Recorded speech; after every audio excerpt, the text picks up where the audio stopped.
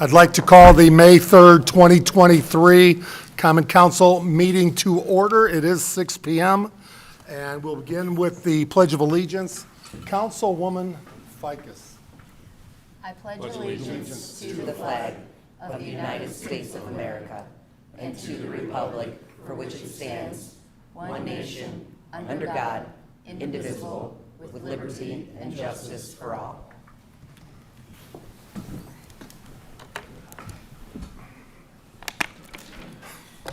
Roll call, Clerk Treasurer Parthun. Councilman Frankie. Present. Councilwoman Ficus. Present. Councilman Vincent. Here. Councilman Galloway. Here. Councilwoman Konechny. Present. Councilwoman West. Here. Councilwoman Cutler is absent. So we have 6 present, 1 absent. Approval of minutes. Do I have a motion? I make a motion to approve the minutes as presented. Second. I have a motion and a second. Discussion. Hearing none. All in favor? Aye. Opposed? Motion passes 6-0. Petitions and comments of citizens. I do have some comment cards here. To reminder to the audience that this is not a question and answer. Make your statements, keep it to 3 minutes or less. No profanity, no attacking any individual's character. And we'll begin here with D.W. Mistretta. Please come forward and state your name and address for the record. Can I see that? My name is Donald Mistretta. If you could speak up, please, and put the mic there for you. My name is Donald Mistretta. I got this camera looking right at me. And I live at 1603 West Tiffany Woods Drive. And I have a question about you. I hear the comments, you say you're going to pay for everything and the annexation. Your city planner said that the 3 new policemen and the 3 new police cars are going to cost $250,000 a year. Is that right? Is that what was said? This isn't a question and answer, but go ahead and make your statement. There's 276 people who live in that 39 conservatory. If I divide 276 into 250,000, it comes out to like $1,000 a person. I'm completely lost on where my wife and I are going to get $2,000 to pay for the police. Now, if you're using the total population of La Porte, if I divide 22,000 into 250,000, I think it comes out to like $90, $100. So I assume you're going to raise the taxes of everybody in La Porte by $100. Now, somebody told me I'm going to pay it through my taxes, so I assume they're going to pay it through their taxes. Is my time up? No. You have a minute. So that's what I would like. I would like an explanation of where the city is going to get $250,000 to pay for 3 new policemen and 3 new cars. If they have the money, fine and dandy. It shouldn't be financed. And a better idea might be to raise the salaries of the firemen and the policemen. I think they're totally underpaid. I don't know if you're any shortage of firemen or policemen, but if you want to get more applicants, you might have better luck if you raise their pay at least to a living wage. I don't know what you're paying them now, but it's definitely not enough. Mayor, can I help you on this one? Not question answer. Please, but it's been addressed with the confusion. Okay, we had that extra county tax passed for EMS, police, fire, and we figure we have enough to get the extra police officers. I don't see anybody, so far our taxes haven't gone up. That's what we're using it for. That's why that extra from the county. It's the lit, sir, that he's referring to. Yeah, what's the name of that tax? The lit. tax. The lit tax. That's what it was for. And those costs aren't coming straight to the Conservancy District. It's shared as the city, and to that point, how we're going to pay for it, we have, That's my point. That's my point. If you've got the money in the city, why waste it on the Conservancy, $250,000? The money would be much better used to improve the police and fire service in the city of LaPorte. right, well, with having a additional area to cover, we expect to bump the need from 44 to 47 officers in order to service your area just as well as That's others. what I'm saying. We've had no problems out there, legal problems. Sure. I think of one in the 14 years that I've been there. But in general, even without that, I think we all see the need to increase that. And then, I'll speak in terms of pay. We've provided them multiple raises in the last 4 years. And I think if you talk to them, they would tell you that they have faith in us and we're doing everything we can to make sure that they're paid as well as we can and they have the tools that they need. Faith and everything you can do sometimes isn't enough. Well, this isn't faith, this is actual action. Well, And- I was using your word. You said faith. I didn't say faith. I said if you talk to them, I think they would tell you that, well, maybe I did say faith. Anyway, we've taken action, and I think that, So if I take a There- poll of the police, yeah. they won't say they deserve. I mean, doesn't everybody deserve more money? But there, Well- at the end of the day, there's a pot, but we have there's given them more. justification for it. And if you wanted more policemen and firemen, all you have to do is President Biden says is, I think he whispers it, he says, pay them more. You Which, won't have any which we problem. have. Which we have. I think if you paid them more, they would be abandoning ship wherever they at, and they would be here. Well, we've actually, with raising that, we've actually retained officers and gotten officers from other areas to come to our Well, department. That's what I'm saying. So we're already in the process of doing that and have done that. But I don't think I still say, I don't think the people in LaPorte, in the city of LaPorte, their taxes should be raised to pay for the 3 new policemen out in that area. The last thing I'll say to that is, we don't have the authority to just create taxes or raise taxes. The city does not have that power. At minimum, it has to come from the county level. Most likely, it's coming from state or federal level. We can't just say. Well, the city planner says forgivable loans, grants, which I assume are interest-free loans, and other sources. What are the other sources he's talking about? One's the lit tax. It brought in quite a bit of money, and we have kicked them up. Let's see, I've been on here for 10. They started at 38,000, we're up to over 50,000 now for a first-year officer, and it goes up quite a bit after that. If I could say, Mr. Mastrada, he met with Chief Breton today. We're continuing this, and Chief Breton was very simple with the understanding of how police are paid and how everybody, if you'd like, he can sit down with you with the clerk treasurer and can walk through it again. Your three minutes. Was you're going to pay for it through your taxes. That's all he told me. The state of Indiana allows local municipalities to pay through property taxes.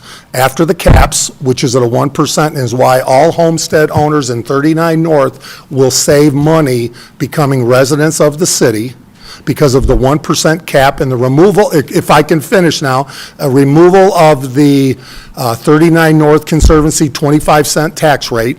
You will save money. Those dollars are then used to pay for services. We are continuing to focus on public safety. We're a law and order community, and we will move forward with this, and we'll set up a time with you, and if you'd like to stay after to go through this, we do have business of the city, and your 3 minutes are up, so thank you for your statements. Thank you very much.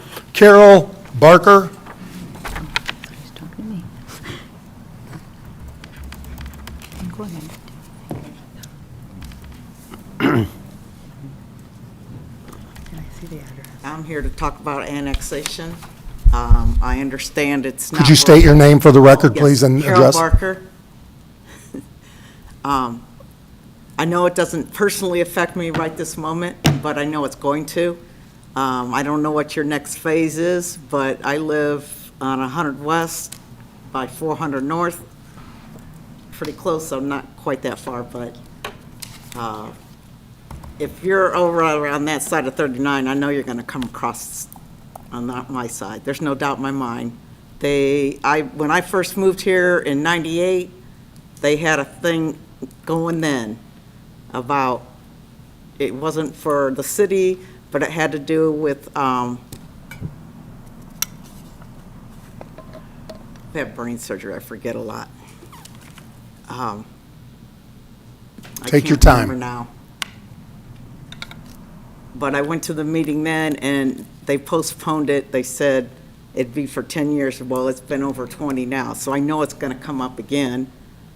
And they're going to want to come through with the bypass from the city to cut. They want to do a bypass, I know, and I know that's up in our area.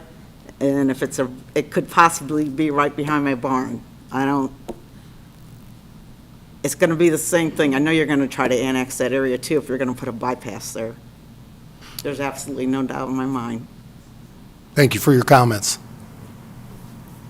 Okay. Chris Pinkerton, please come forward, state your name and address for the record. Can I see that? That's never gonna.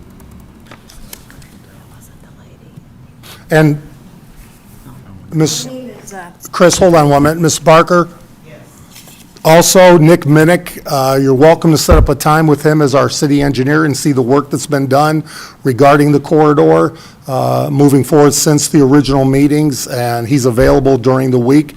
And I can afterwards, if you'd like to get that number, be glad to get that information. My name is Chris Pinkerton. I'm on the homestead. You just got through mentioning that. I'm sorry, could you speak up? I apologize. Yeah. I'm talking about the homestead, which you just touched on, okay? On the homestead, which I understand is only going to be a 1%, it's locked in right there. What concerns me, looking at what's going on with the annex and that coming this way, because LaPorte's going to be totally involved into it, because they're going to be absorbed into the city.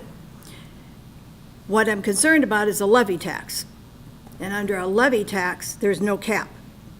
So I hear all the talk about homestead, don't worry about it, don't be concerned. But there is no talk saying I firmly am against any levy tax on the city at all. And many other people are worried and concerned about that too.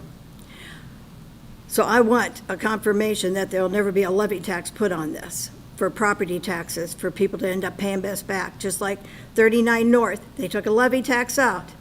They're not freeloaders. They took a levy tax out. In 1997, when they went before Mayor Krantz and Rasky and they talked with them, and they asked them because there was seepage of the water filters out there. And like they told them, says, can you end up helping us? And they said, no, it's too much for the city. Shaw Freeman went downstate, and at NDOT, he got $1.7 million, brought it back, and they said, still not enough. We need at least another $4 million. The people out there at that county put their property, their homes, they put everything up as collateral for 20 years under a levy with higher taxes, and they ended up paying off that, what turned out to be $3,500,000. Time it was done, they also integrated another $3 million of interest and fees, totaling $6,500,000.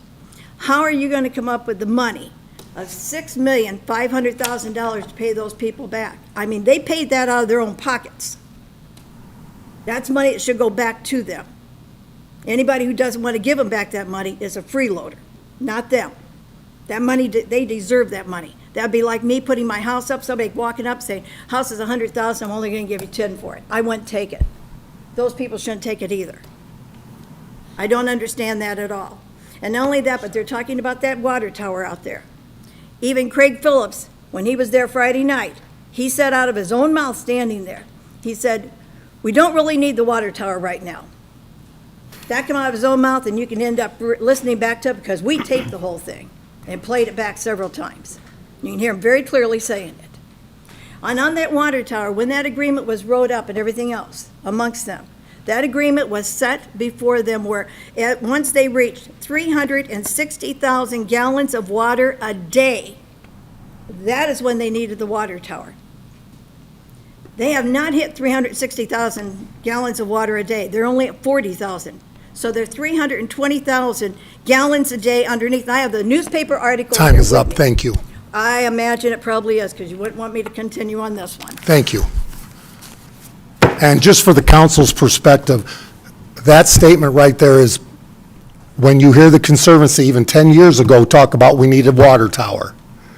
And the people that say, we know there's infrastructure improvements that have to happen and we don't want to pay for it, just to point to Mrs. Pinkerton's voice here and the words that she shared, this is exactly why we're doing what we're doing, because those individuals that have paid for this once should not have to pay for it again. So what you said was there's $6.5 million total? Where were the improvements at? That was the original, no improvements have been made. The reason there's no debt at the Conservancy, improvements have not been made. Ma'am, this is a council meeting, we gave you your 3 minutes. Thank you. Please sit. Okay. Thank you, ma'am. Thank you. Thank you, Yeah. ma'am. So that's where the current situation is, and that's why the Conservancy and their meeting minutes have talked about a water tower. And that's why we're facing the same issue there that need improvement. Sierra Sue Jesh, please state your name and address. And by the way, I think Sierra had a wonderful, Sue had a wonderful, wonderful time at the first ever senior prom, and it was great to see you there. You're one of the few people I knew that was there. Yes. Okay, my name is Sierra Sue Jesh. I live on Jefferson Avenue. First, I want to say that a couple meetings ago, I complained about having to walk in the street because of the house, the building on Lincoln Way. But they have fixed it so that there is a reasonable area to walk without going in the street, and it's reasonably smooth. My problem now is that there are areas with those bricks that are coming up or going down, and they are tripping people. I tripped Friday on Michigan Avenue across from the courthouse, walking and did a face plant. Fortunately, my hands took most of the damage. But those bricks are a hazard to the people because they are not level. My dad used to say, beauty is as beauty does, and those bricks may be beautiful, but they're a hazard to people's health. Another complaint I have in the downtown area is the planters. They are too big. They are in the way of people getting out of their vehicles on the passenger side. Across the street, that planter is so big, when I park in certain spaces, I gotta walk in the street to get around the planter. So those planters are too big, they're taking up too much space, and with some reworking, we could have a few more parking places, and that would be just that many less parking places we need to find elsewhere. Thank you. Thank you, Sue. And we will forward the information to Laura Cutler, who represents the council, to the bid, You get the front end loader? bid board. Thank you. Standing committee reports. President Frankie. The Sustainability Commission met on April, wait, that's not right, sorry. It was last Monday, whatever that was. April 24th, officers were elected. Plans were talked pretty in depth about this year's goals and where they want to be in terms of having partnerships with NIPSCO to help residents convert lights to LEDs, and there's a lot of good things being discussed currently within it, and I'm excited to see what they accomplish on that.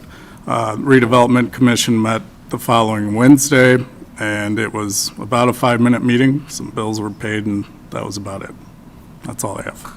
Councilwoman Ficus. Park Board met on April 19th. A moment of silence was observed in honor of Chris Miller, who had been a Park Department mechanic since 2020. Park Superintendent Mark Schreiber gave an update on the 2023-2027 master plan. He's hoping to have a full draft by May and approval by June. A 3-year lease was approved with Northwest Health for the Activity Center for older adults that will now be housed on the first floor of the Heritage Place building. Blue Heron is reconfiguring their docks. They requested a slight easement to allow for a loading pier at the north end of Unity Park. They also asked for an easement of about 25 feet into Kiwanis Teledyne Park. The board approved.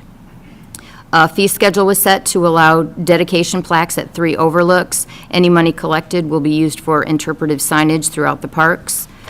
Permission was given for horses to be allowed in Fox Park on July 20th for an Arts in the Park pre-concert event. Civic fees were waived for a Team 265, part of the Play for Jake Foundation, to do a heart screening at the a heart screening event at the Civic Auditorium on May 13th from 8 a.m. to noon. And then Traffic Commission will be meeting next Tuesday, May 9th, 5 p.m. at the police station. I have a question for you. There is you're talking about the landing on the north side of the, Mr. Galloway, speak into the microphone, please. I can't hear. okay. Thank you. So in other words, it's that boat ramp just north that's already there. Yeah. And they've talked to fire, and they're going to move maybe like 5 feet down, just so they can have that in, so they can they'll put one pier there so that they can get boats in and out Okay, when they, like the beginning of the year and the end of the year. okay, thank you. Did you hear that? Thank you. Thank you. Councilman Vincent. Nothing to add this evening? Councilman Galloway.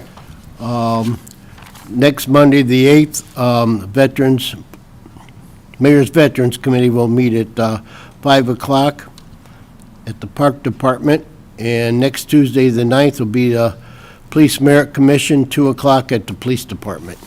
And just mark your calendars for June for the dedication, brick dedication out at the Park Department. Has that date been set for the veterans? Yeah, it's the first Saturday in June. Yeah, if you come to that meeting, we will let you know everything. Thank you. Councilwoman West. I'd just like to say thank you to Chief Snyder for a wonderful breakfast with your department on Saturday. And also, the next meeting will be June 7th, 6:30 at Station House Number 1 on 18th Street. Councilwoman Konechny. The Airport Authority will meet next Wednesday, May 10th at 5:15 at the airport. And then the HPC, the Historic Preservation Commission. The HPC has been real busy lately. May is National Preservation Month, and no better way to acknowledge and celebrate than what we have on tonight's agenda. Tonight we'll be presented with 2 properties petitioning for local designation. Each applicant has conducted extensive research about the respective properties and have filed the appropriate applications necessary for consideration by the City of LaPorte Local Preservation Commission and by the Common Council of LaPorte for local designation. More to follow this later in the meeting. But on a very bittersweet note, the HPC's very own chair, Anna Wiseman, and her husband, Chris, will be relocating to Germany in the next couple of weeks. During Anna's tenure on the HPC, she has been an integral part of rebranding the HPC and ensuring the commission fosters outreach and education within our local community. She has created various pieces of literature on behalf of the commission, such as why is local designation important, the benefits of being locally designated, why historic preservation is good for our community. She has created an orientation binder for all commission members, created an online portal to complete COAs, has spent endless hours researching properties. She also organized and hosted 2 fantastic workshops with the help of the commission and Indiana Landmarks. She was instrumental with the revision of the local guidelines and has led the commission with a positive, respectful, and forward-thinking attitude. Anna, your work on the commission has been greatly appreciated, and while we're sad to see you go, we wish you and your husband the best in your future endeavors. Thank you for your time and service. Auf Wiedersehen and viel Glück. The next HPC meeting is scheduled for May 16th at 5:30 here in the council chambers. Thank you. I have to, if I can just add, I mean, we are so fortunate to have Anna come at a great time for our historic preservation that was just in disarray, and she brought some quality to it, brought great members, and really began focused on the education of the historic value in our community. And can we force her to come up and say just a couple words? Now, please, and then she'll be adding commentary later as We're well. frustrated that she's leaving, but Absolutely. Anna, that's your punishment for, All my comments will be later on. I have, I have stuff prepared for our designation. Fair enough. Historic preservation. Fair enough. But I will say, I really, really enjoyed my time on the HPC. We have to come to the microphone. This is very brief. And please state your name. Talking like in front of a camera, but my husband and I have not spent much time in LaPorte, unfortunately. It's just about 2 years, and we have had such an amazing time meeting everybody. It's such a warm, welcoming community, and that's very rare. We've moved many times, so we know. And I just wanted to extend my appreciation to everybody. Mr. Mayor, of course, we met at the gala, and literally you asked me where I lived, if it was in the city, and threw me on the HPC. So I appreciate that. And it was a really wonderful appointment, and I appreciate it. And thank you, Laura. Laura is incredible for our commission. She's worked incredibly hard for every ounce that we have, and for every meeting. And so we really, really appreciate you as well. And thank God we have Laura on the commission, because I don't think we could do it without you. So I'm just going to leave it there, because I have more to say later on our designations and Historic Preservation Month. Thank you. So thank you so much. Thank you. Nice. We got loaded in again. David Heinold, Bike Month.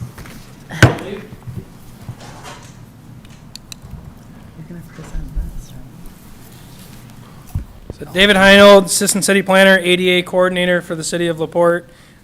This is an opportunity, as you all know, we announced earlier in the year that the City of LaPorte had received the bronze level bicycle-friendly community designation from the League of American Bicyclists.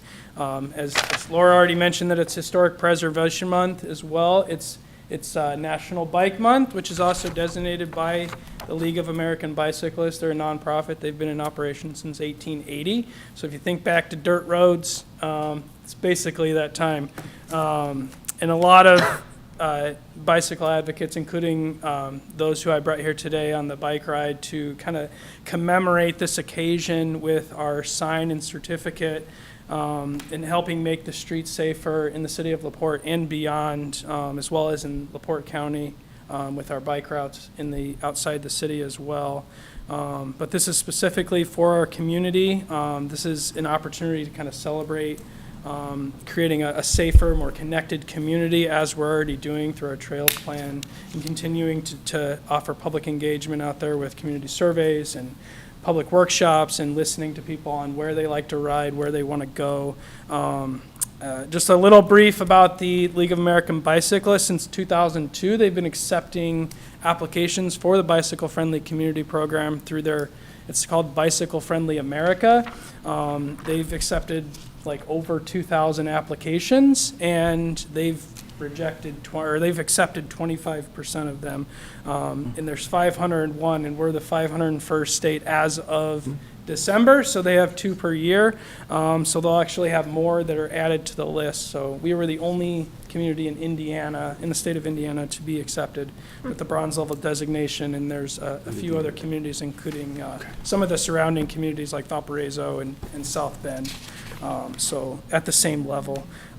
South Bend's a little bit higher as a bigger city, but this is a statement to what we're already seeing on the ground.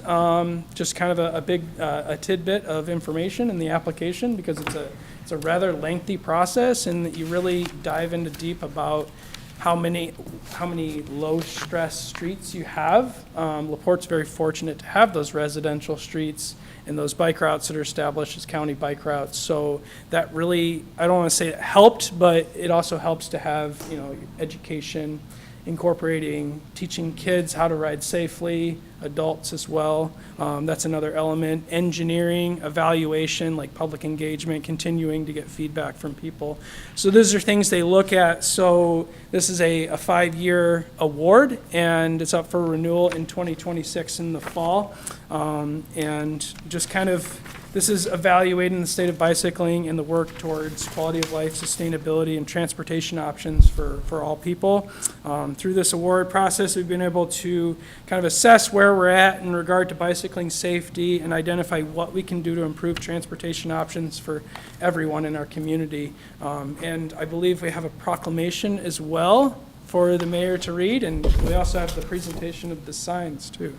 Absolutely, and I want to tell you, David has worked and worked day and night extremely hard, and he believes what he's doing, as we've all seen him, whether it's 15 degrees out, 85 degrees out, rain, snow. David bikes to and from work every day, and we have really, when we talk about quality of life, appreciate your efforts to make life better for our residents, so thank you for that. And I will read this City of LaPorte proclamation.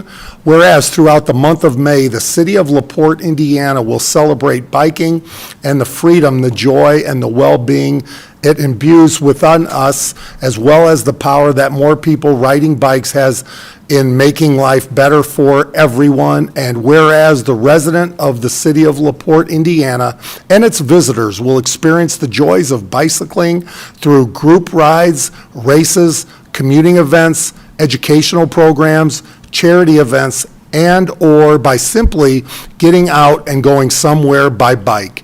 And whereas bicycling has been shown to improve citizens' health, well-being, and quality of life, growing the economy of the City of LaPorte, Indiana, attracting tourism dollars and local business spending, and reducing pollution, congestion, and parking costs on our streets and roads. And whereas the Maple City Bicycling Club, schools, parks, and recreation departments, police departments, hospitals, businesses, and civic groups will be joining the League of American Bicyclists in promoting bicycling during the month of May 2023. And whereas these groups are also promoting the use of the bicycle as both a means of transportation and recreation year-round to attract more visitors to enjoy our local parks and trail systems, as we, the restaurants, hotels, retail establishment, and cultural and scenic attractions, and whereas these groups are also promoting greater public awareness of bicycle operation and safety education during Bike Month and year-round in an effort to reduce collisions, injuries, and fatalities and improve health and safety for everyone on the road. And now, therefore, I, Thomas P. Dermody, Mayor of the City of LaPorte, State of Indiana, and further proclaim May 2023 as Bike Month in LaPorte and encourage our community to join me in this special observance. David, thank you. Would you like to have the bike club come up forward, and David, you can present the sign. We're like, no, we're not. Bikers, come on up. Yeah. We're going to come to you if you don't come to us. Who wants to hold the sign? That's awesome. I think we're all in this. Are we all? Yeah, we all are, please. What's We the all sign are, say? yeah, we- Julie. Nice, where's it gonna go? Yeah. Let me see, David. Cool. I'm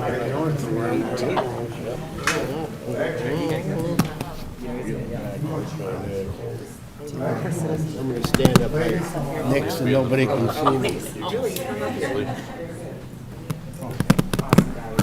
I always just poke my head through one of the holes. That's what I do. And you're 7 feet tall, so.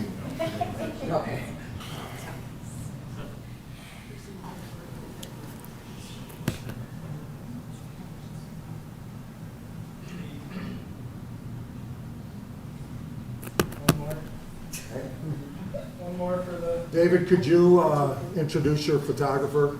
this is my mother. Yeah.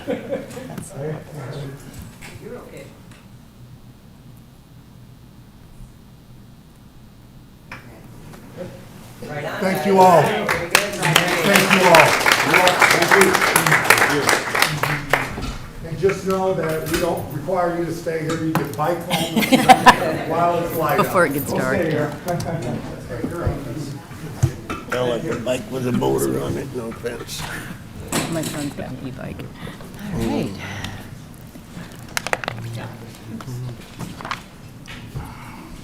I think we are.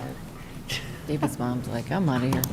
Is she out? Yeah, she Yeah, I don't blame her.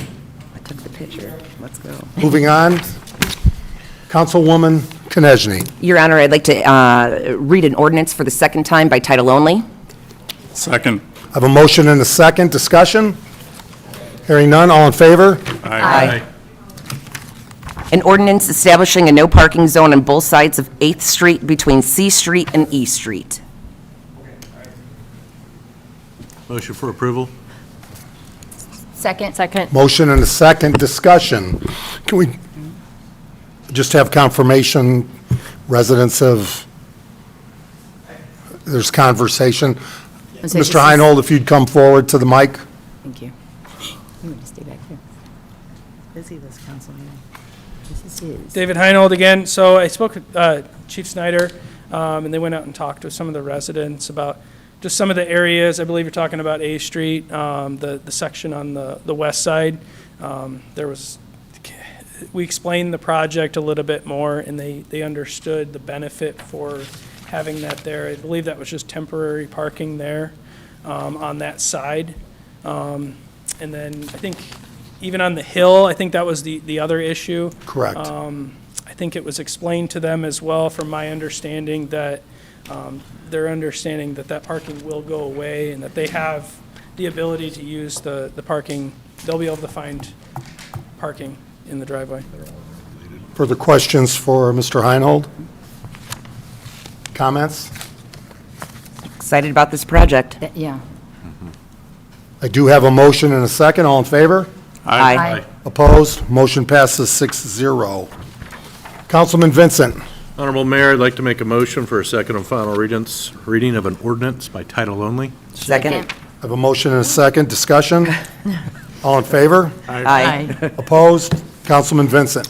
Ordinance establishing a no parking zone on both sides of A Street from 14th Street to 18th Street. David can just stay up here. These the three are his for his Do I have a project. motion?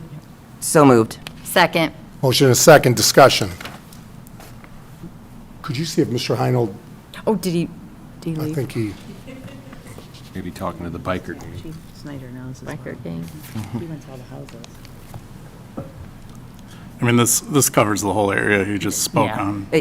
All This is three a of part the of the resolutions, Slicer the Pathway ordinance. Project Yep. with additional funding and from the HFL. David, everything that you just stated in your last commentary, this follows through for the next two ordinances as well, correct? Correct. Correct, yeah. further discussion? All in favor? Aye. Opposed? Motion passes 6-0. Councilwoman Ficus. Your Honor, I move to read an ordinance for the second time by title only. Second. Second. Motion and a second. Discussion? All in favor? Aye. Opposed? Councilwoman Ficus. An ordinance establishing a no parking zone on the west side of A Street from 10th Street to 14th Street. Motion for approval? Second. Motion and a second. Discussion? Just to confirm, this is Still the same. David, please, if you for the may. record. Got a lot of steps today, too. Yeah, this is the same as the previous ordinances. All for the same. Further discussion? All in favor? Aye. Opposed? Motion passes 6-0. Councilwoman Konechny. Your Honor, I'd like to read an ordinance by title only for the second time. Second. Second. Motion and a second. An ordinance amending ordinance number 25-2022 to amend salaries in the police department. Motion to approve. Second. Motion and a second. And again, this is transitioning to a civilian position, so we can put a deputy, not doing the minute duties, and be out and about. Discussion. Hearing none. All in favor? Aye. Opposed? Motion passes 6-0. And Officer McClintock came this morning to Board of Works, and 25 years with Michigan City Police. Tremendous hire, and we're excited to have him as he began today. Oh, he did. Councilman Frankie. Your Honor, I move to introduce an ordinance read in its entirety for the first time. Second. Motion and a second. Discussion? All in favor? Aye. Opposed? Councilman Frankie. An ordinance amending ordinance number 1,820 regarding the membership of the Historic Preservation Commission. Now therefore be it, and it is hereby ordained by the Common Council of the City of LaPorte, Indiana, that Section 1, ordinance of the City of LaPorte, Indiana, adopted by the Common Council, is hereby amended as follows. A, the commission shall consist of 7 voting members who are interested in the preservation and development of historic areas. The members shall be residents of the city. All members shall be appointed by the mayor, subject to the approval of the Common Council. The members of the commission should include professionals in the disciplines of architectural history, planning, and other disciplines related to historic preservation, to the extent that those professionals are available in the community. Section B, the LaPorte County Historian may be appointed as a non-voting advisory member of the board in the same manner as voting members. This non-voting advisory member may be a resident of LaPorte County. The term of the advisory member shall be for 1 calendar year. C, no voting member shall be employed by the city. This ordinance shall be in full force and effect upon its passage, approval by the mayor, and publication as required by law. End of ordinance. This is a first reading. Councilwoman Konechny, any further discussion? So there was an ordinance passed about a year and a half ago allowing the local historian, as long as they resided within the city limits, to be a voting member of the commission. It's come to light that that is in conflict with state statute, so in order to be in compliance, this amendment is being brought to the council. We would love Bruce Johnson to remain on the commission in a non-voting capacity. He's been the pioneer of the coloring book, that not only are we able to receive funds for future workshops and projects, but also to educate our youth about our historic architecture, both residential and commercial, within the city limits. Boy, and I'll tell you what, education and promotion, that coloring book alone is, you did more in that year than in the past 10 years of the HPC, and we're excited about that, and only good things are continuing to happen. Anybody else comment? That one's pretty straightforward. Yeah, we'll get her next time. We will move that to the next meeting in May. Councilman Vincent. Honorable Mayor, I'd like to make a motion to introduce an ordinance read in its entirety. Second. Motion and a second. Discussion? All in favor? Aye. Opposed? Councilman Vincent. An ordinance establishing the Dr. George L. and Catherine Pyatt Andrew House, 1209 Michigan Avenue, as a single-site historic district. Whereas the City of LaPorte Historic Preservation Commission has recommended to the Common Council of the City of LaPorte the designation of 1209 Michigan Avenue as a single-site historic district. Now therefore, be it and is hereby ordained by the Common Council of the City of LaPorte, Indiana, that Section 1, the City of LaPorte Historic Preservation Commission finds that the building located at 1209 Michigan Avenue complies with the criteria for a historic district designation as prescribed in the City of LaPorte Ordinance Number 1820, Article 3D. Section 2, the ordinance shall be in full force and effect upon its passage, approval by the mayor, and publication as required by law. End of ordinance. Again, this is a first reading. Councilwoman Konechny. I'd like to turn it over to our local experts, our former Chair, Anna Wiseman, and then Deb Parcell, our consultant from Indiana Landmarks. Thank you. Hi, my name is Anna Weissman. I don't know if I need to tell you my address, but I live at 211 Rose Street for at least one more week. I am addressing the council on behalf of the Historic Preservation Commission to propose adoption of the local designation for the property at 1209 Michigan Avenue due to its architectural and historical significance. I wanted to take a moment to speak to the historic significance of this property. Based on our research, we have evidence that Dr. George Lafferty Andrew and Catherine Piatt Andrew lived in this house from 1884 to 1894, and they may even have been the original builders, but we don't have official evidence for that. George and Catherine were part of the founding families of LaPorte, and their families have illustrious legacies in national as well as local history. And by naming this property after them, we honor not only the contributions to our own town's history, but also connect it to the broader narrative of American heritage. Catherine's great-grandfather served as a surgeon in the Revolutionary War. It was said that he actually served with George Washington at Valley Forge and was present at the surrender of Cornwallis. And there were actually members of both sides of the family that served in the American Revolution. In 1829, Catherine's father, James Andrew Jr., and his brother Abraham built the first 15 miles of the Michigan Road, which aimed to connect the north and the south parts of the state. And for their contribution, they were rewarded with land script, which they utilized to acquire land, which would later be used for the founding of the city of LaPorte. By 1832, the family permanently settled in LaPorte with 8-year-old Catherine in tow. And remarkably, she actually lived over 100 years, passing away in 1925. Can you imagine how much she saw and how much she saw our town change? From the early founding to the removal of indigenous people, the growth of the population, the expansion of the streets, the naming of streets, building of houses where only cows grazed, to the introduction and proliferation of electricity, trains, even cars. Catherine saw it all. She even lived to see women gain the right to vote in 1920, which was a testament to the profound social and political changes of our time. The depth and breadth of Catherine's life experiences makes her a very unique and valuable witness to LaPorte's history and a reminder of the many transformations that our community has undergone over the past century.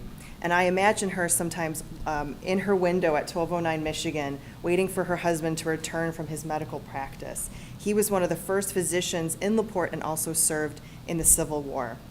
So designating this property celebrates the founding of LaPorte and the role that these early families played. So we honor that vision and that perseverance of those who built the town from the ground up and recognize their contributions to the vibrant community that we have today. Turn it over to Deb. Okay.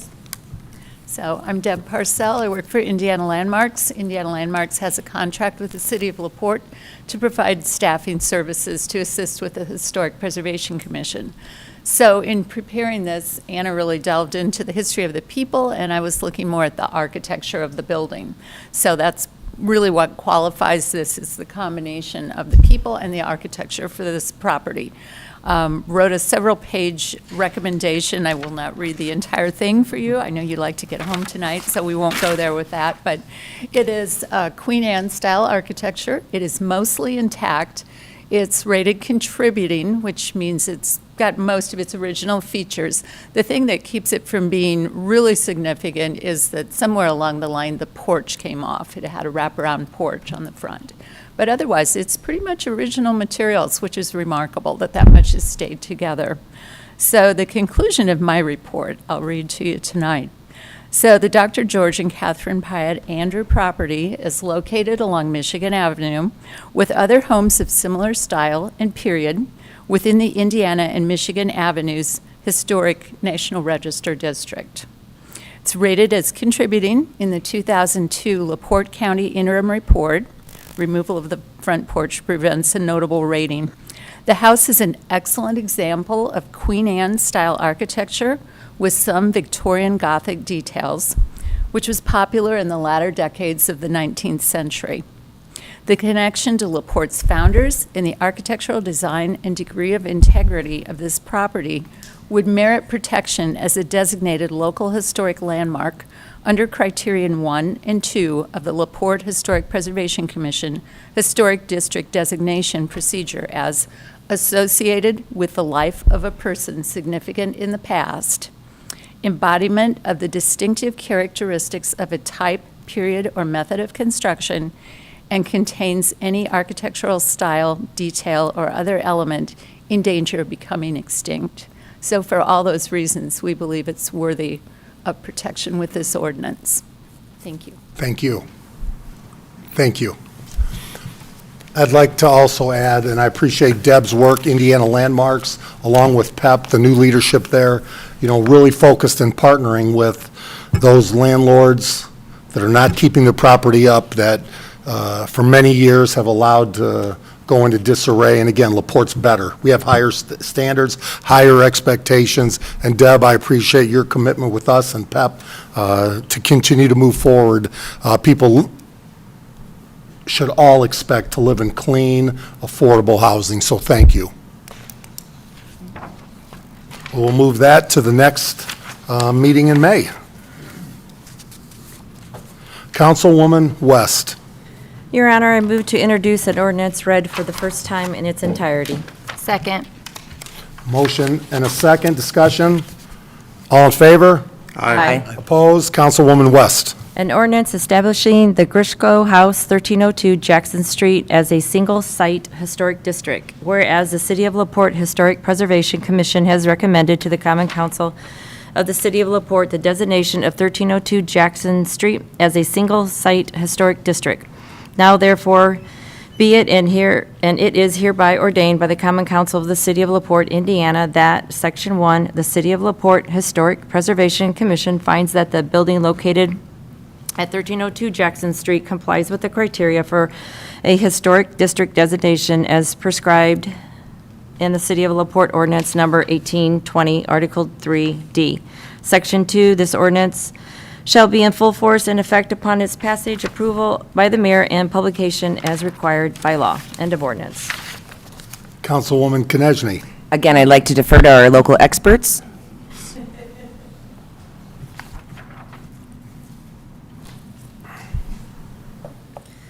Representing the Historic Preservation Commission's recommendation, and we'd like to propose that the council support the designation for the property at 1302 Jackson. Speaking to the historical significance, the property was initially purchased by Johann Carl Friedrich Grischau, who went by Frederick, thankfully, in 1874. Frederick and his wife Caroline Rhoda Grischau were both born in Mecklenburg, Germany. However, tragedy struck soon after the land purchase. Frederick passed away as a young father at the age of 31. Their son, Oma, was 7, Alvina was 5, and their third child, Emma, was born in 1874, so Caroline could have been pregnant or with a brand-new infant, which is absolutely harrowing. I can't even imagine what life was like for this young, widowed immigrant mother with 3 children. Tracking the family through the city directories and the censuses, there's actually a period where Caroline and her mother are the only ones that I could find in the 1880 census, with Caroline listed as a housekeeper. We can maybe surmise that the children were sent to live with relatives. It's unknown. We don't have any of the 1890 censuses, or we have very limited, due to a fire in the federal facility. It's a long story. But in 1900, the family appears to be reunited. Beginning in 1907, their son Oma was listed as secretary-treasurer for the Weber Hardware Company. Emma was listed as a spinner, and Alvina as a telephone operator at a skirt factory. So the Exton House, the one we see today, was built between 1911 and 1913, presumably by Oma and Caroline. Designating this property celebrates our immigrant legacy. People all over the world come to this country seeking a better life for themselves and their children. The Grischau home in particular symbolizes the triumph of one of these families over great loss and hardship, and reminds us of the resilience and determination of those who have contributed to the development of our community. May is Historic Preservation Month. I'm just going to take this one moment to finish up. We've taken a lot of time. So May is Historic Preservation Month, as you know, and when I wanted to speak to you today to give you a better understanding of the history of these houses, to protect their incredible historic architecture, but also to encourage us as a community to see these houses as extensions of people, as individuals, parents, children, grandparents, and their stories, our stories. Our homes are personal, they're the center of our lives, a place where we live and grow with our families to celebrate milestones and the mundane, where we seek refuge from the world. So thinking about the history of our town, the people who built it, their daily struggles and successes, allows us to see historic preservation as preserving living history. These are our community stories, and they are written in the wood and the plaster and the brick of our homes. So our town's history encompasses these early settlers and these prominent families who shaped our community, as well as these more recent immigrants seeking a better future. So preserving these stories means preserving these important places. By seeing historic preservation as a way to protect living history, I think we can appreciate and understand the significance of these buildings on both a personal and on broader levels. They are a part of our community's fabric and help us better understand our shared history. This is historic preservation, and this is the mission of the HPC. So as we celebrate Historic Preservation Month, let us also remember these personal stories and the cultural significance behind these historic homes and renew our commitment as a community to preserving them for future generations. Thank you. Okay, speaking again to the architectural end of it, I think lots of people come to LaPorte and they go down Michigan and Indiana, and those are some amazing homes, absolutely impressive. But you've got beautiful homes all over the town. They're here and there, and so designating single sites is very important because sometimes you can't take blocks at a time, and I think it's really important to recognize a variety of architectural styles. In this case, we're looking at a craftsman house, and a very good example of a craftsman house. It looks a lot like a kit house that Sears might have had, although we were unable to confirm that with some checking for numbers on the floor trusses and things like that, but it's very similar to that. So a early 1900s style of architecture. So it came out of the arts and crafts movement, and that was a period when actually it was an architectural rebellion against the last style that we were just talking about, all the excess in Queen Anne. They wanted something clean and straightforward, and this house is a great example of that. So to read you from our report, the Grischow property is prominently located on a corner lot in a residential area of mixed architectural styles. It's rated as notable, so it has most of its original fabric there. It's an excellent example of the craftsman style of architecture that was popular in the early 20th century. The architectural design and high degree of integrity of this property would merit protection as a designated LaPorte Historic Landmark under Criterion 2 of the LaPorte Historic Preservation Commission designation procedure as architecturally worthy, meaning it embodies those distinguishing characteristics of an architectural or engineering type. So thank you for considering this home. Thank you. I had a question real quick. You mentioned the Sears home, and I know we have one on Michigan Avenue. Do you know how many we have in LaPorte by any chance? I don't actually, no. And they're one of those things I think a lot of times we don't know because they've been modified over the years, so they're kind of hiding under maybe more modern siding, or they get the porches taken off because often the porch is a real distinguishing feature. So I don't actually have a definitive number for that, but I'm sure there's The one quite on a Michigan few. Avenue is very well preserved, at least from the outside, it looks Right. like. So I'm just curious. Thanks. Yeah, you're welcome. Thank you. Further discussion? Yes, I'd just like to add, both of the properties up for consideration for local designation. The applications were filed by the owner occupants that have spent numerous hours researching, as well as making improvements to the interior, which does not pertain to the designation, but to the exterior as well. Revitalizing, so they both property owners were present at the last HPC meeting, spoke about the blood, sweat, and tears that have been going on through the renovations and the preservation itself. So I think it's important knowing that they're doing it for their own passion and their passion for preservation. We'll now move this ordinance to the second meeting in May. Councilman Frankie. Your Honor, I move to introduce an ordinance for the first time, and I will just be reading the additions to it. Second. Motion and second. Discussion? Hearing none, all in favor? Aye. Opposed? Councilman Frankie. And to be clear, this is an amendment to an ordinance that already exists, so I'm reading the amended parts. Title of the ordinance is an ordinance to amend ordinance number 2-2019 to modify the schedule of service charges for municipal refuse and garbage collection under Chapter 86 of the Municipal Code of the City of LaPorte, Indiana. For the year 2023, Section D, for any dwelling unit within categories A, B, or C where the head of household has submitted to the clerk treasurer proof of having had less than 15,000, excuse me, 15,730 in household income during the last calendar year, the charge shall be $8.83 per month for that unit. Household income shall be deemed to include all taxable income as well as Social Security benefits, railroad retirement benefits, veterans, pensions, and any other non-taxable income of any member of the household. For the year 2024, subsection D, for any dwelling unit within categories A, B, or C where the head of household has submitted to the clerk treasurer proof of having had less than $15,730 in household income during the last calendar year, the charge shall be $8.83 per month for that unit. Household income shall be deemed to include all taxable income as well as Social Security benefits, railroad retirement benefits, veterans, pensions, and any other non-taxable income of any member of the household.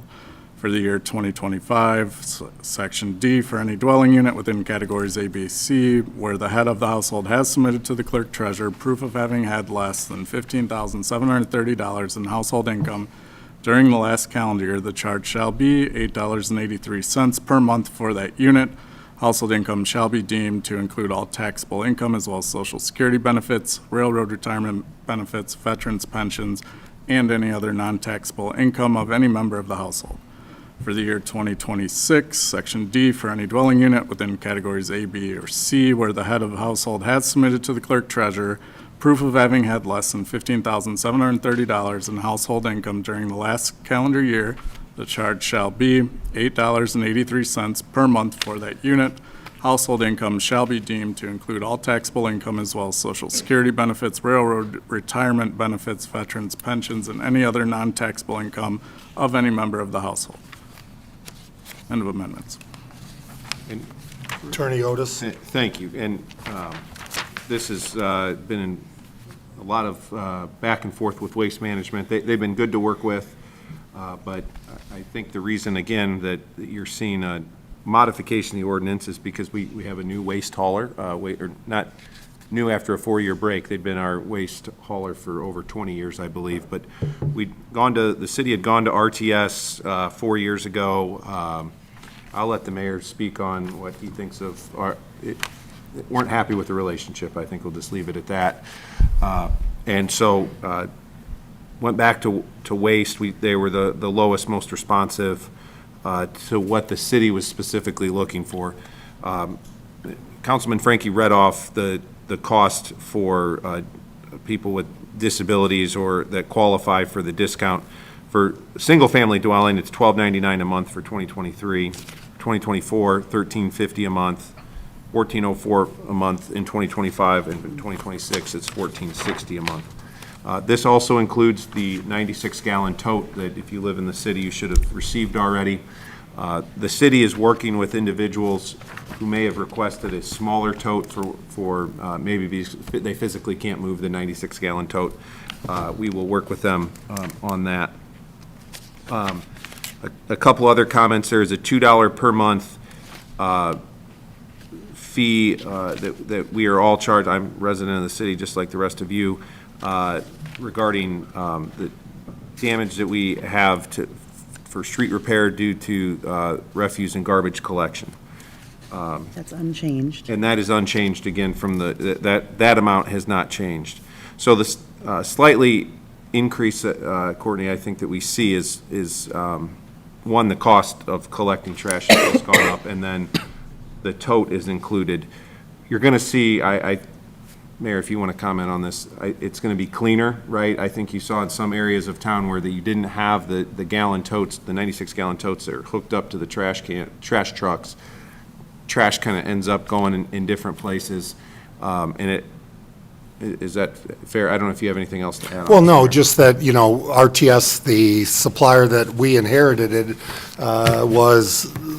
we had more complaints about them on a daily basis from our residents.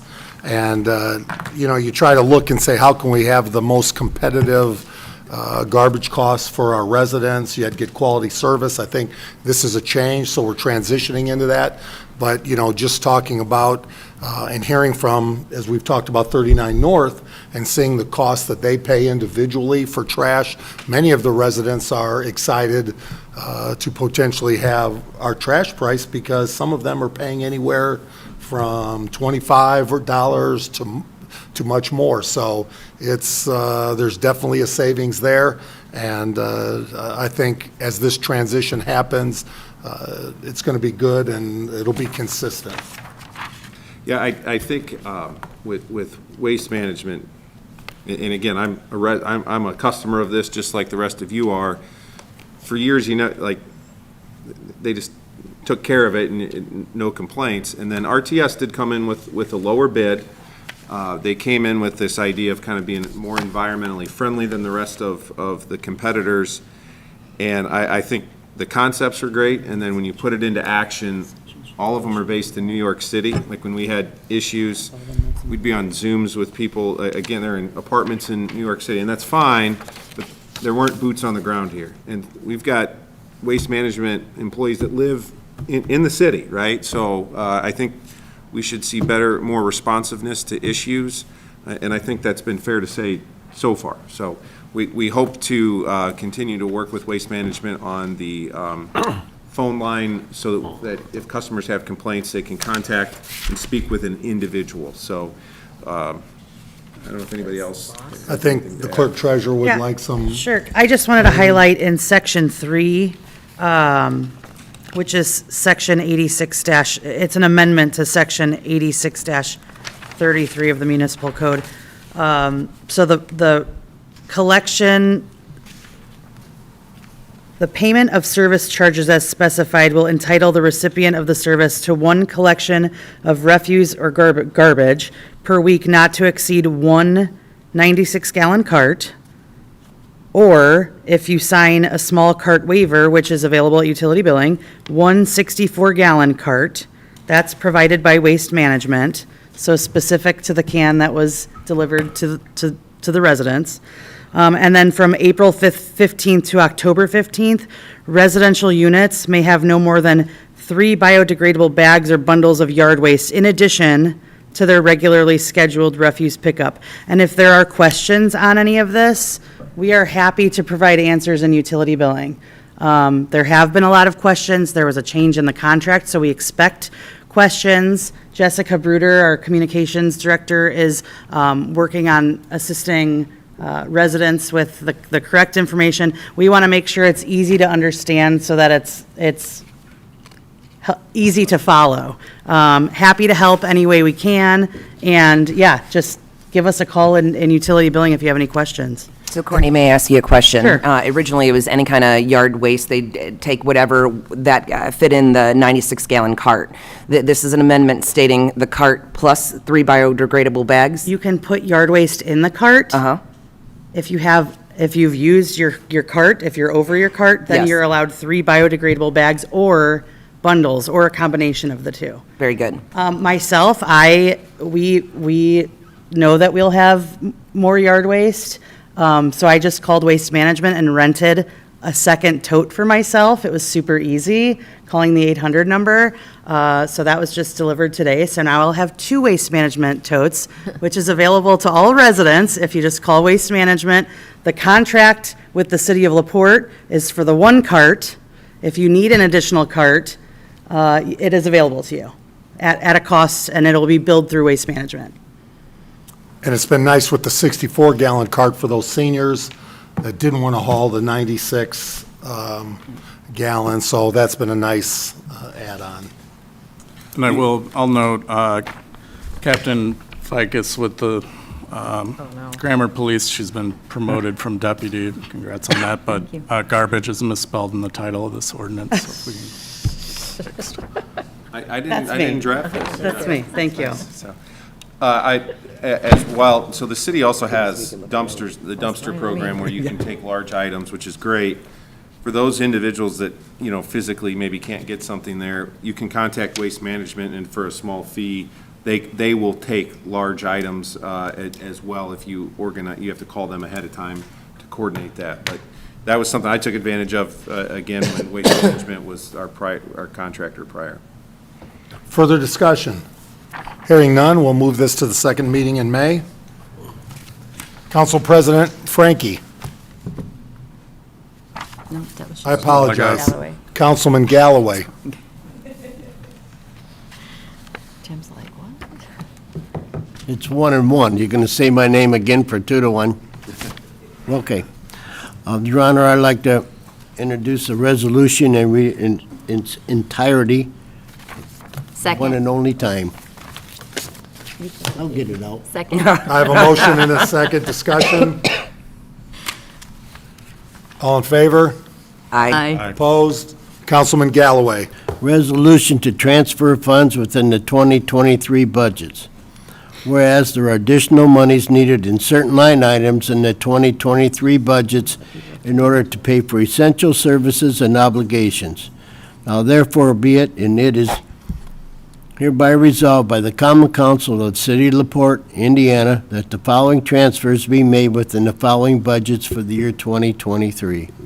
General Fund, Communications, 1101-311 from 315 Professional Services to 315.001 MSP Monthly IT Services, $1,300.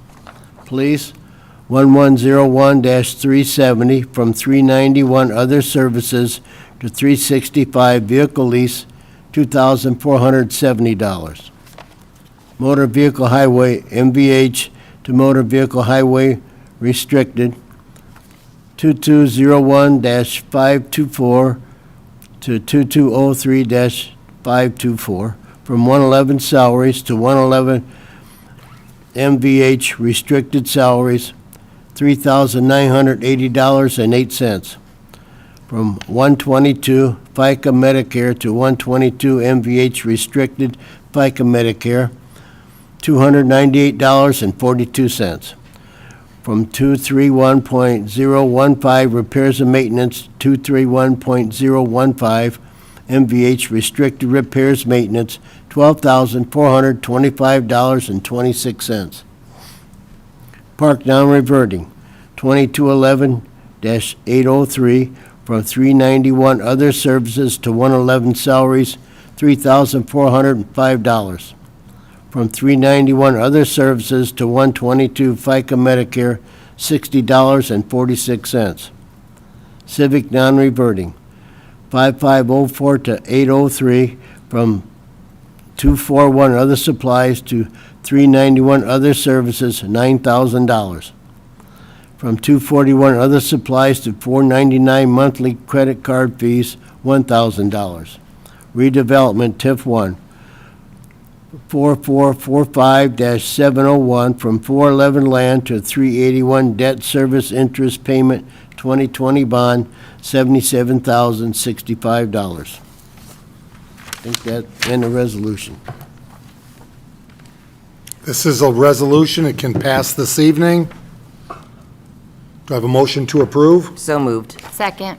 Motion and a second. Discussion? I assume this is just coordinate housekeeping. Housekeeping, yep. Further discussion? All in favor? Aye. Opposed? Motion passes 6-0. Craig Phillips. Compliance. Good evening, members of the council. It's that time of the year again where we review the annual compliance forms submitted by all the companies that have received tax abatements from the city council in previous years that wish to collect their abatement on an annual basis. So you should have received a copy of the memo from me that details each of the companies that have submitted their paperwork for this year. I have reviewed the paperwork submitted and find it in substantial compliance with the regulations as required. There are 6 companies that have submitted paperwork this year. I'll go through these generally for you, and then I think if it's okay, Mr. Otis, I believe we can approve these all as a slate. unless there are any specific issues with any particular one. Yeah, I think if one of the council members wanted to remove one for whatever reason and Right. vote on that separately. And then Bert Cook is also here to answer any questions with his knowledge of each of the companies and their activities over the years as well. The first one is Monosol, which Monosol Curare, I believe I'm saying that correctly. Curare? Their resolution is from 2012. Their original estimated employment was 37. The actual employment that they provided to the community is 202. The estimated salaries, $1.831,870. Actual salaries, $12,991,865. Their estimated investment was originally $5 million, but the company has exceeded that with an actual investment of $7,032,762. For real property, on the personal property side, an estimated investment was originally $34 million, but the company has exceeded that with an actual investment of $56,110,952. It should be noted that Monosol usually does not use the tax abatement for deduction on personal property. They tend to use the enterprise zone deduction instead, but I believe that's figured out. You approve both, but I believe that's figured out at the county level if they submit the proper forms for the enterprise zone investment deduction.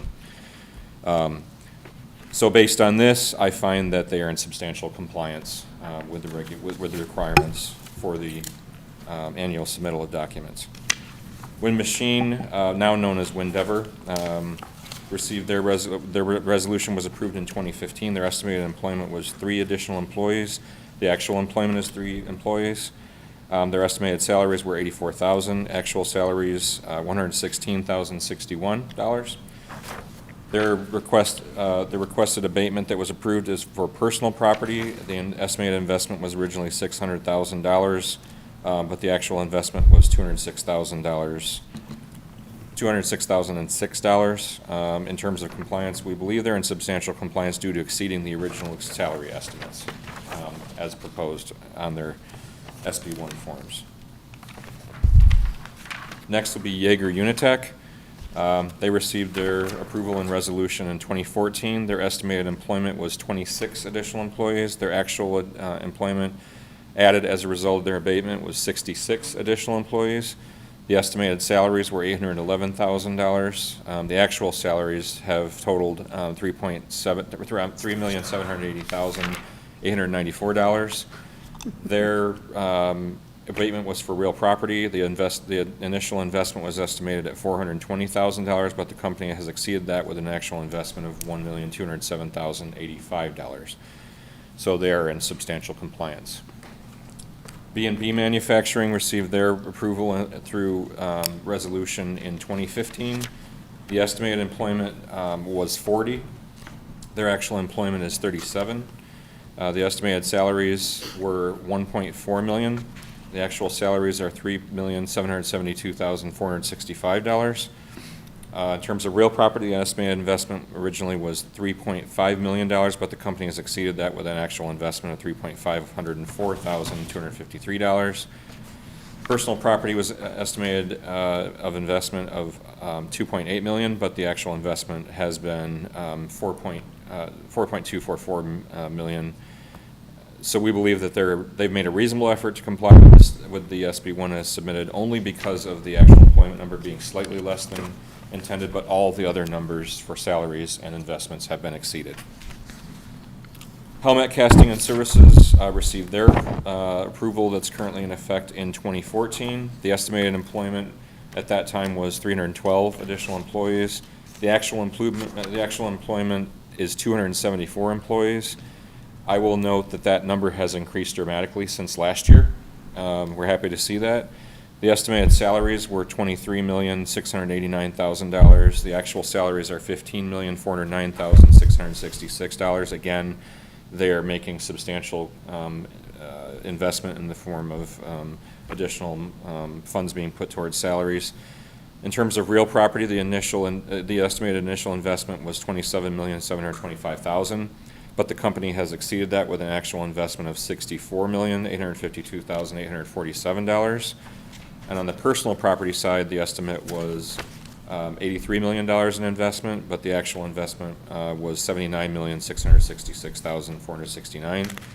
So we believe they're in reasonable compliance with the SB1 as submitted, only because, again, they haven't reached that full number of employees as predicted, and the salaries aren't quite there. But we believe that since they've definitely made progress since even last year towards that goal, that they're in reasonable compliance. And I will also note, the rules state that the company needs to reach those goals by the end of their abatement. So you can see that that we're making significant progress here towards these goals. And then finally is Westville 1668 APL MP LLC. That's a mouthful. Formerly known as the LaPorte Newport Medical Office Building LLC. They received their approval in 2019 by resolution. The estimated employment was 5. The actual employment is currently 3 employees. As a result of that investment. The estimated salaries are $175,000. The actual salaries are around $100,000. And the real property investment was originally estimated at $2.7 million, but it's actually been $2.679 million. We believe, again, that they've made a reasonable effort to comply with the SB1 since they're substantially towards those goals after 4 years. And so these are the forms that were submitted this year. It's our requirement that the council approve these annually so that the approved documents can be sent to the county by May 15th of each year. So upon approval, we will submit those to the county for their records and processing. I'm happy to answer any questions you have about any of these, and Bert is available as well if you have any questions in addition. Motion to approve? Can I have a question first? Sure, I was going to do the motion first. Oh, and sorry, then okay. We can, questions? Okay. And we can do a blanket approval motion. Motion to approve. Okay. Second. Motion and second, discussion. What I was going to ask, did you say on the Westville one that you said substantially or reasonable? Reasonable. Reasonable? Okay, so that would be the only one that wouldn't go the same. Your Honor, I'd like to make a motion. We already have one motion We do. and a second. To approve all, would you like to? Oh, no, I'm just going to say they made a substantial or reasonable effort, every one of them. You're just ahead of me a little bit, buddy. Are there discussions on any of these? And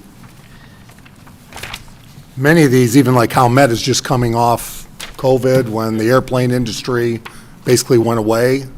And now LaPorte is a booming plant location. And if you don't mind, Craig, I'm going to have Mr. Cook come up, if you don't mind, to add a few to-the-point comments. I like that you throw in there to the point. Craig did a great job. I've obviously stood in front of you. We've done this over the years. A couple things I just wanted to mention. Most of these companies, we've approved their incentives 1 or 2 years before their project even started. So you remember, you're asking a company to project out where they're going to be 10 years into the future. So the fact that all of these numbers are so close, I would argue that they've done a tremendous job of being realistic and then meeting the parameters of the incentive that they've put in front of us. Additionally, something I hear in the community often is that LaPorte gives away a ton of incentives, and we're using incentives here and there. If you look at this, in a community our size, we've got 6 tax abatements here, and 5 of those 6 are going to roll off your books entirely in the next couple of years. So just stress that. I think that differs dramatically from the narrative you might hear out in the community. And sometimes people maybe don't understand exactly the tools that you have to use and how those are put into play on a daily basis. But I just want to reference that because I think that's a really good thing. Most of these companies, all of this assessed value will be kind of joining the tax rolls. And then the final thing I wanted to mention, you have 2 companies here who you've seen a change in ownership since they started. So Craig mentioned Wind Machine, which is now Windever, and has seen some change there. And then the Newport Landing MOB, which was built by Holiday Properties and has since sold to a new owner there as well. So just recognize that as we move forward, you'll see the change there, and it may not be the name that you remember approving the incentive for. Other than that, Mr. Cook, and also just to remind people, Howmet is the largest, the plant in LaPorte is the, most advanced aerospace manufacturing facility in the world, and the mayor referenced it. I'm not sure how public they want to be with it, so I'm not going to put any numbers out there. The mayor can do that if he chooses, but. I will not. They have seen some incredible growth over the last couple years.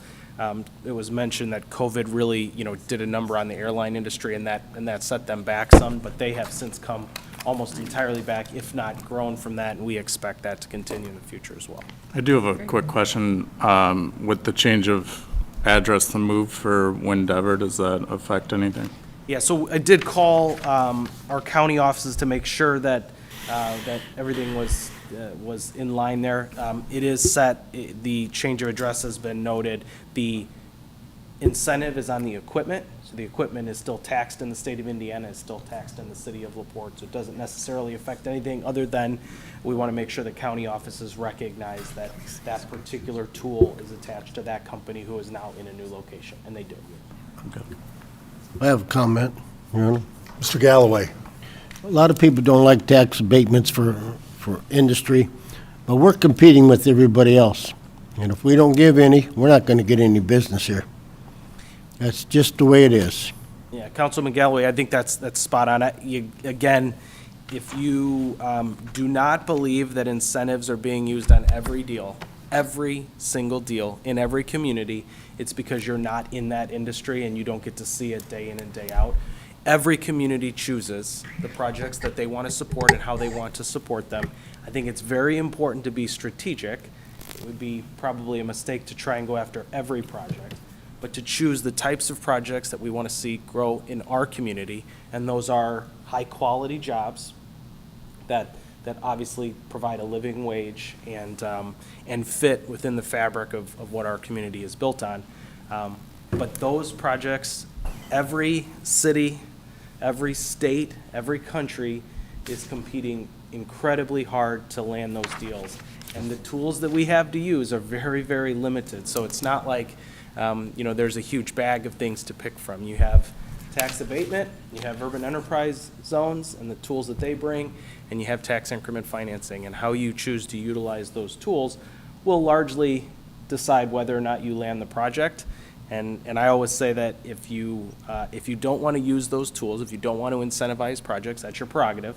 But you can't then complain when you don't see a growth in industry, you don't see growth in employment, and you don't see growth in your tax base. But let's also talk about that. I mean, we have a standard that it has to be $20 or more per hour plus benefits.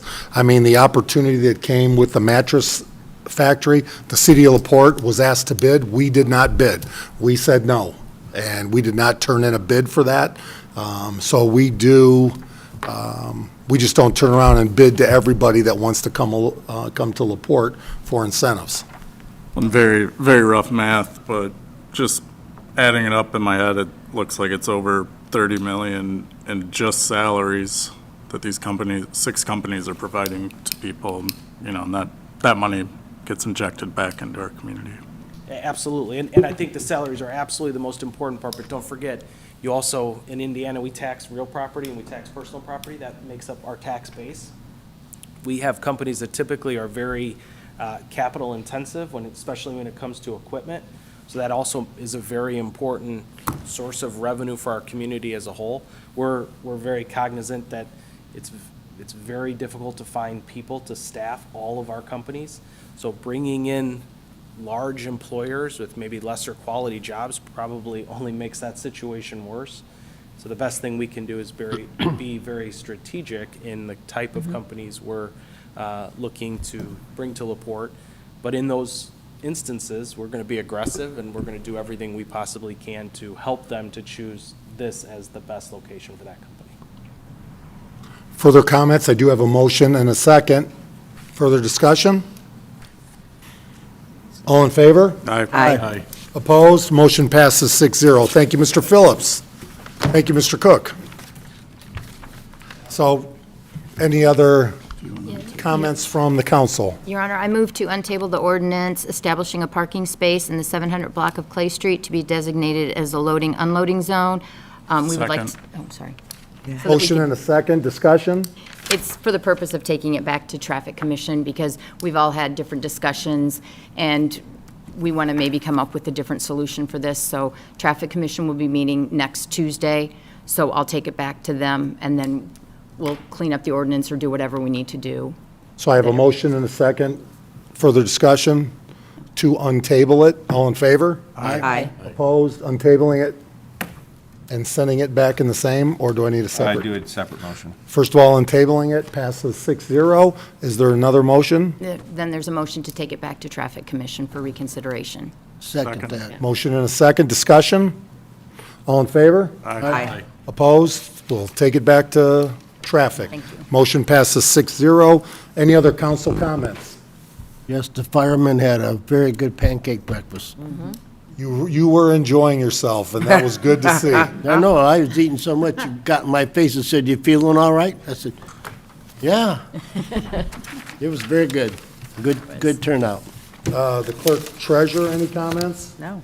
Legal, any comments? Just that I did pick up 5 more annexation signatures today from 5 additional parcel owners. Great. Do I have a motion to adjourn? Motion to adjourn. Second. Motion and a second. All in favor? Aye. Opposed? We are adjourned. Mr.